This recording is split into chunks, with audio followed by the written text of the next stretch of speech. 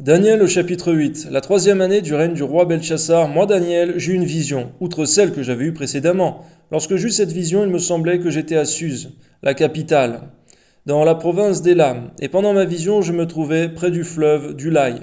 Je levai les yeux, je regardai, voici un bélier se tenait devant le fleuve, et il avait des cornes. Ces cornes étaient hautes, mais l'une était plus haute que l'autre, et elle s'éleva la dernière.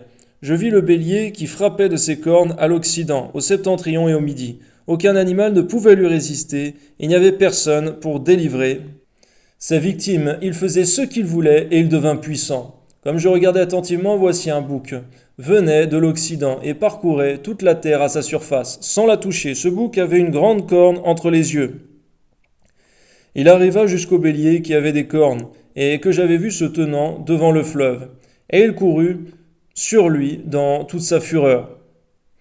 Je le vis qui s'approchait du bélier et s'irritait contre lui. Il frappa le bélier, lui brisa les deux cornes, sans que le bélier eût la force de lui résister. Il le jeta par terre et le foula, et il n'eut personne pour délivrer le bélier. Le bouc devint très puissant, mais lorsqu'il fut puissant, sa grande corne se brisa. 4 grandes cornes s'élevèrent pour la remplacer, aux 4 vents des cieux. De l'une d'elles sortit une petite corne, qui s'agrandit beaucoup vers le midi, vers l'orient et vers le plus beau des pays. Elle s'éleva jusqu'à l'armée des cieux, et fit tomber à terre une partie de cette armée et des étoiles. Et elle les foula. Elle s'éleva jusqu'au chef de l'armée, lui enleva le sacrifice perpétuel et renversa le lieu de son sanctuaire. L'armée fut livrée avec le sacrifice perpétuel à cause du péché. La corne jeta la vérité par terre et réussit dans ses entreprises.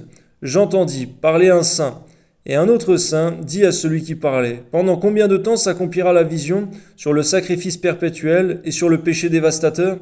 Jusqu'à quand le sanctuaire et l'armée seront-ils foulés?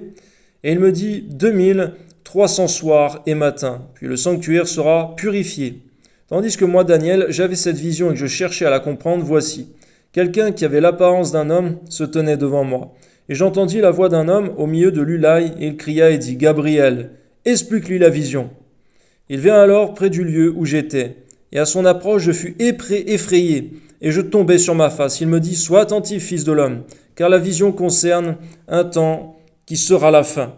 Comme il me parlait, je restais frappé d'étourdissement, la face contre terre. Il me toucha et me fit tenir à la place où je me trouvais. Puis il me dit, je vais t'apprendre ce qui arrivera au terme de la colère, car il y a un temps marqué pour la fin. Le bélier que tu as vu et qui avait des cornes, ce sont les rois des Mèdes et des Perses. Le bouc, c'est le roi de Javan. La grande corne entre ses yeux, c'est le premier roi. Les 4 cornes qui se sont élevées pour remplacer cette corne brisée, ce sont les 4 royaumes qui s'élèveront de cette nation, mais qui n'auront pas autant de force. À la fin de leur domination, lorsque les pécheurs seront consumés, il s'élèvera un royaume impudent et artificieux. Sa puissance s'accroîtra, mais non par sa propre force. Il fera d'incroyables ravages. Il réussira dans ses entreprises.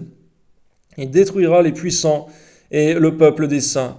À cause de sa prospérité et du succès de ses ruses, il aura de l'arrogance dans le cœur. Il fera périr beaucoup d'hommes qui vivaient paisiblement. Il s'élèvera contre le chef des chefs, mais il sera brisé sans l'effort d'aucune main. Gloire à Dieu.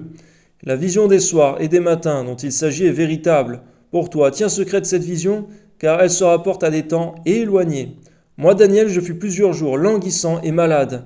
Puis je me levai et je m'occupais des affaires du roi. J'étais étonné de la vision et personne n'en eut connaissance. Gloire te soit rendue, Père, au nom de Jésus. Donne-nous de garder secret ce qui doit rester secret, au temps fixé par toi. À toi soit la gloire, Père, Amen.